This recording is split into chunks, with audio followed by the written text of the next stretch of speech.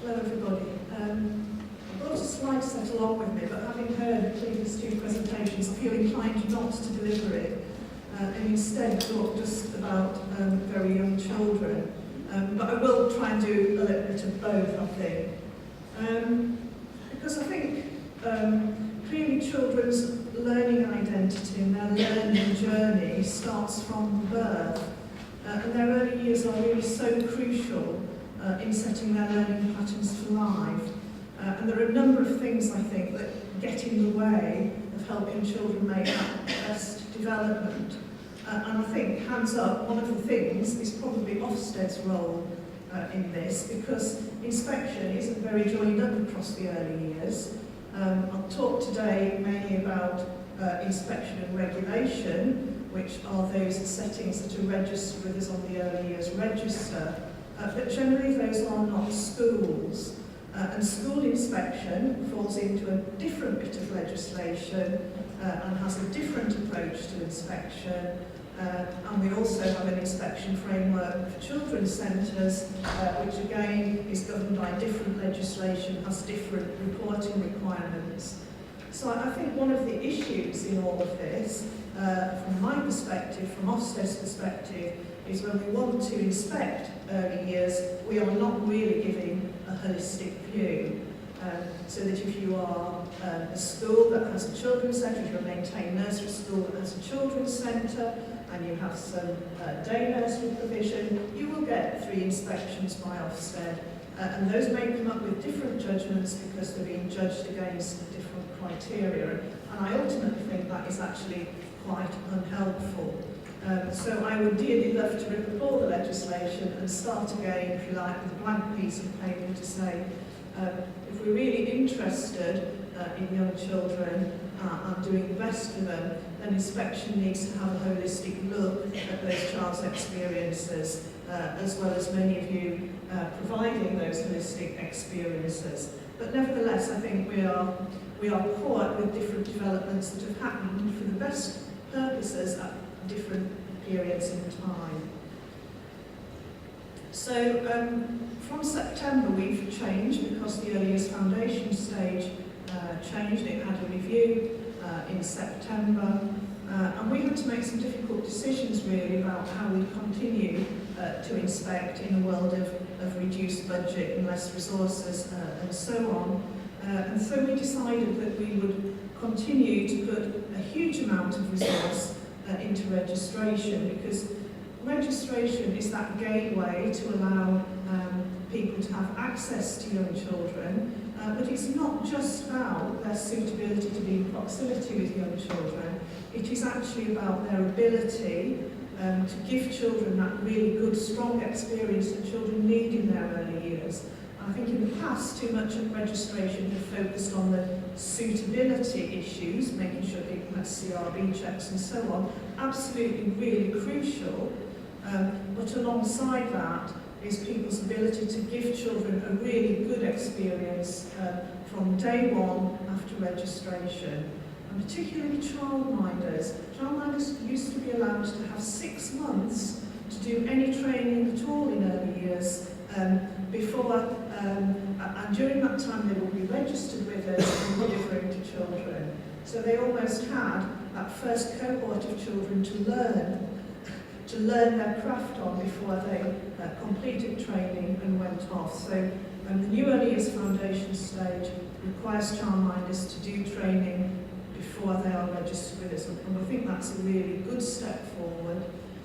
And thinking about Ofsted's role in inspecting and regulating, as a regulator we've really held people's hand for a very long time. We've by and large come behind the UIFS and told people what to do, how many children they can care for, circumstances in which they can do that. And actually, if you're really looking at quality for children, that really comes from within. So a regulator can tell you all you like what you need to do, and by and large people will do it. Ofsted's very powerful in that respect. But actually truly understanding quality, I think, has to come from within. And it's the practitioners and the providers who have that real will to improve that do best for children. Ofsted, I think, has its role to play, but we're moving away from that hand-holding role to say to people, you demonstrate to us how you can meet the EYFS, how you can deliver it. We will tell you at inspection how well you are doing that. We'll give you more autonomy in this piece, but with it comes more responsibility. So when we changed inspection, we looked very much at handing more autonomy to providers to allow them to be flexible and deliver early years experiences in the way that perhaps they couldn't prior to our changes, but with that absolute responsibility to meet requirements. So our inspections, changes there as well. The main change in inspection is a real focus on children's development, a focus on children's development at different ages. Inspections prior to September probably tended to concentrate on what children were like when they left a setting and not on their experiences at different ages within it. And we know from other research that babies and very young children probably get less good experiences in early years provision than 3 and 4-year-olds for a whole range of different reasons that I haven't really got time to unpick today. But inspection will be looking very closely at how babies are cared for in settings, the qualifications of the people looking after babies, and the qualifications of people looking after 2-year-olds. Government's funding, putting a lot of money into funding 2-year-olds, provision for 2-year-olds. Traditionally, that is where providers put their least qualified staff. 2-year-olds often seem to be this holding area between babies and 3 and 4-year-olds. So we're very interested in what's happening with 2-year-olds. So the absolute focus of inspection is on observing what provision is like for different ages of children, but also different groups of children and individual children who may be disadvantaged from whatever reason. So a big change in focus on inspection, away from some of the paperwork issues and an absolute focus on experiences for children. Our inspection judgments, I think we did around 20 in the previous framework, just 4 now.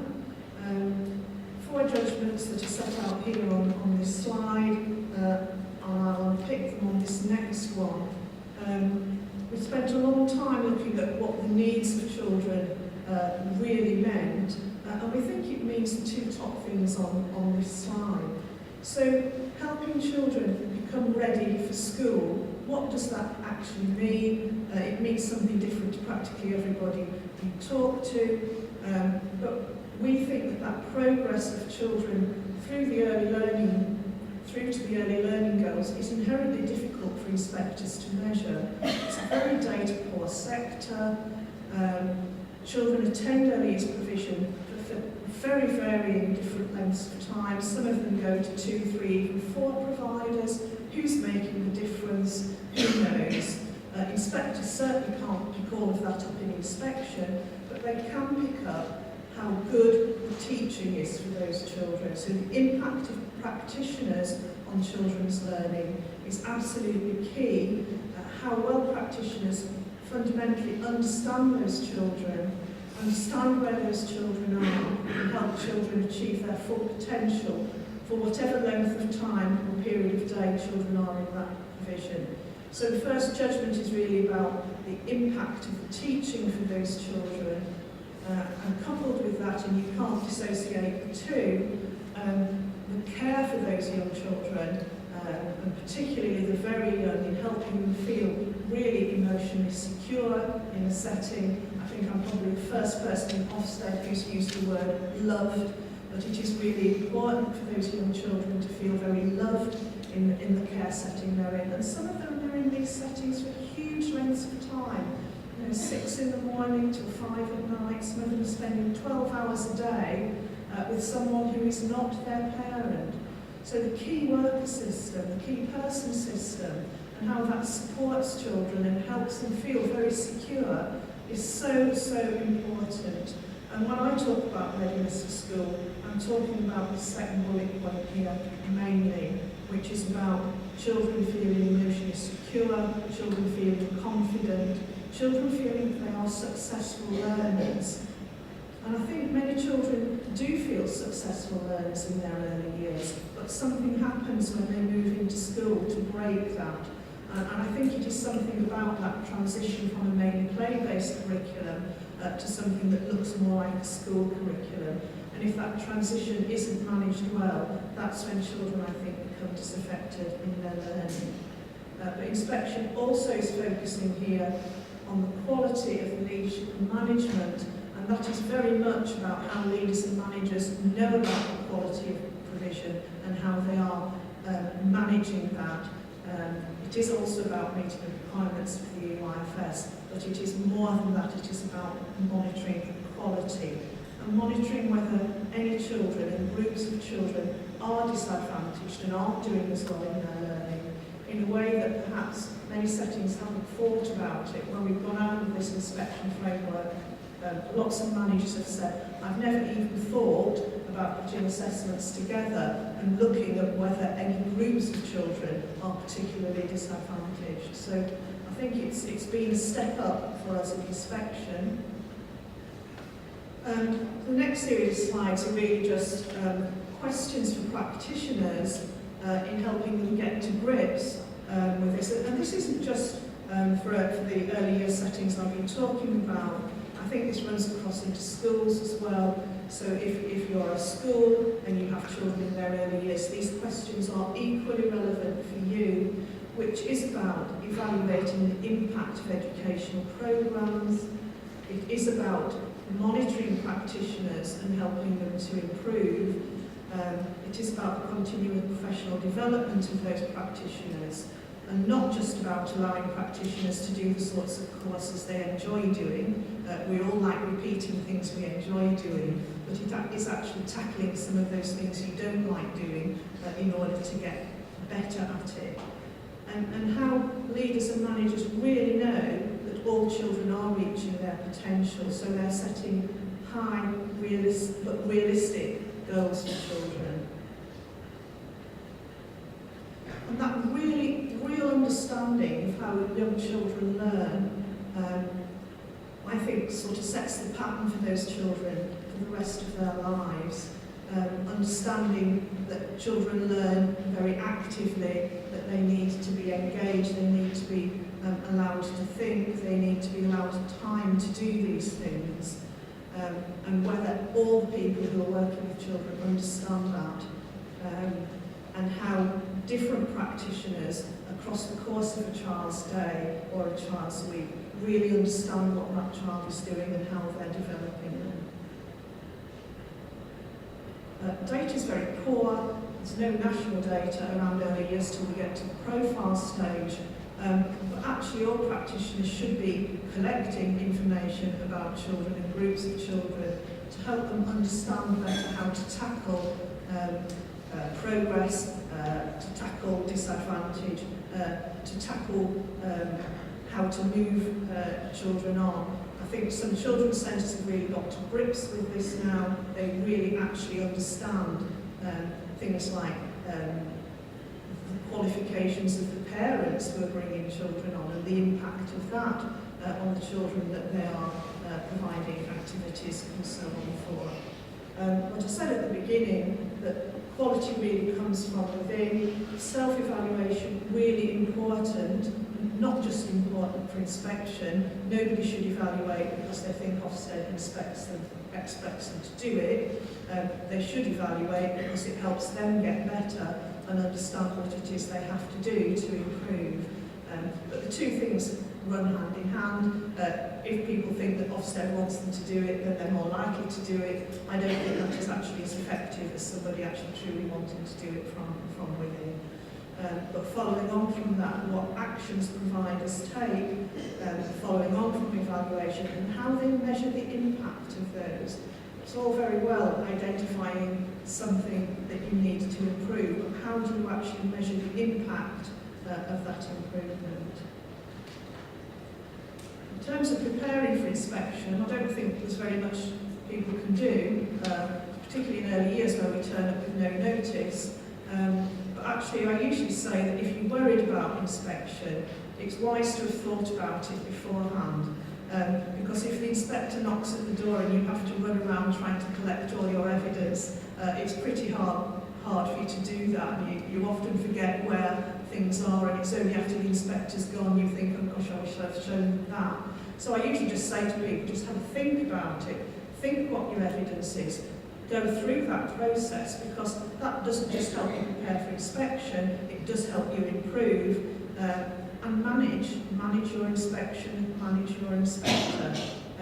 You can't, or you shouldn't be able to pull the wool over an inspector's eyes, but you can manage that process better if you've thought of it beforehand, about how you do those things, about helping children feel secure, and so on.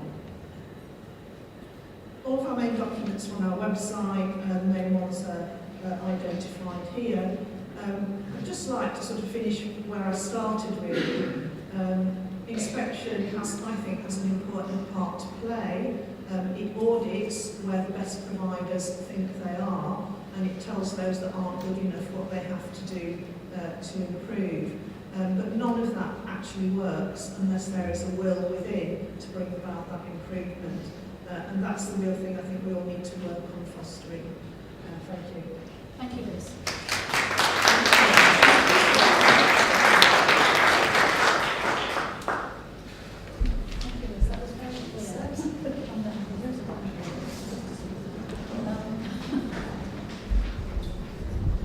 Right, we've got a few minutes before coffee to see if there's anyone who wants to pick up on any of the issues, particularly Liz's strengths. We've had a little opportunity for Julie and Tracy to pick up on your reactions.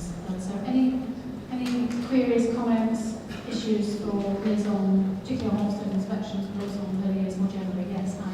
Hiya, I'm Katie York College Head of Childcare Liz. You mentioned in the presentation about the childminders now needing qualification. I take it you're referring to the one unit of the level 3 CYP. I'm talking about the training that the local authority must approve, whatever that training might be. Are you aware? It's training rather than qualification. Are you aware that in that unit that the local authorities are saying is okay, there is nothing about child development or learning? I am aware of the content of some of that training, yes. I think we are all eagerly awaiting the government's response to Brown and seeing where that takes childminders on training. We are really stuck with what's in the early years foundation stage, and if local authorities choose to approve training at that particular level, then that's what we must accept. But yeah, I hear what you're saying. Can I just also ask your view of current qualifications, because obviously with an Brown review, everything that we deliver at the moment will be altering, we hope. What is your view when you see practitioners? What would you like to see maybe more of within our qualifications? Could I just add to that to get your views, because it's been raised with me personally by a number of people, is what do you think is the future under the current climate for early years practitioners, because there's been a lot of concern expressed by people who've gone through that training about what the future for them is. I think our evidence shows us quite clearly that the higher the level of the qualification and the better Ofsted grade they get. Now, that isn't an absolute match, but generally our evidence shows us year on year, particularly early years professionals have had a big impact on quality, and so has things like membership of quality assurance schemes. So definitely where there is an investment in quality, be it qualifications or more general quality assurance procedures, those people get better Ofsted grades. Now, I don't know which is the chicken and egg here, but definitely there is that link between higher qualifications and better Ofsted grades, and from that you must infer that there are better quality experiences for children. I think the future of this is inherently difficult. We know that it's a low-paid sector. We know that if we want to attract people with higher qualifications, then there's a whole range of things that has to be considered. including the availability of childcare places, because the whole affordability agenda, I think, is really difficult. However, we would say that we think that qualifications are really important, that understanding of child development, that understanding of why people have to do things. Sometimes we find we tell people to do things at inspection and they do them, but they don't actually understand why we've told them to do it, which is a big worry. I was talking to a group last week really about printing the environment, and they didn't actually understand why it was they had to make print available to children.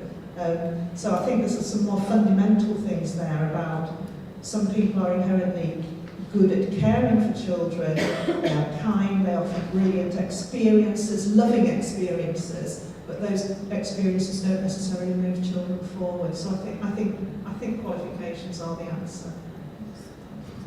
Anybody else? Quick, last one. Yes, David. Clearly, Ofsted is in the process of trying to drive up standards. On that basis, how often can a preschool, nursery, childminder expect to get an Ofsted inspection?